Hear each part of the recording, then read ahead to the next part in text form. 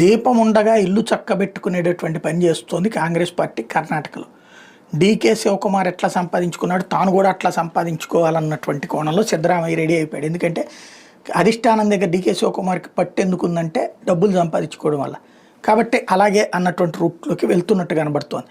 తాజాగా అక్కడ ఒక land allocation కుంభకోణాన్ని Bharatiya Janata party rise చేసింది. మెట్రో మల్టీ మోడల్ హబ్ ఒకదానికి 9 ఎకరాలట, ఇంకో చోట 37 ఎకరాలు బిల్డర్కి ఇచ్చారట. ఇవి రెండిటి పక్కన మొత్తం సిద్ధరామయ్య వర్గం భూములు కొన్నారట. దాంతోపాటుగా అక్కడ బిల్డర్ కూడా వీళ్ళ మనిషే అట. అంటే ఇది ఒక పెద్ద కుంభకోణం అన్నటువంటి పాయింట్ని ప్రొజెక్ట్ చేసుకొచ్చింది.